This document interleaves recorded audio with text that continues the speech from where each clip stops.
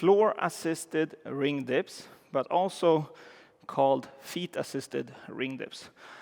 This one can be done on the floor, or you have a box like this behind me.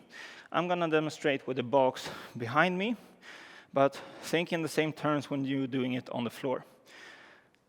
This one you need some chalk. That will be good for the rings, so you have better grip.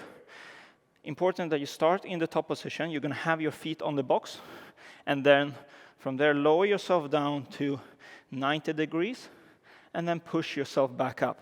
It's still important that you tension your core all the time. You deep press the shoulders so the shoulders don't end up here, and then have the elbows as close to your body as possible and the rings as close to your body as possible. So let me demonstrate. So from here, you have the feet here, as you can see. And here you're going to lower yourself down, rings close, and then push back up. Use as much help from the feet as you need. And then with time, it will be less and less.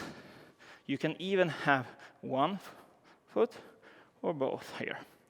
So let me show you a couple of reps.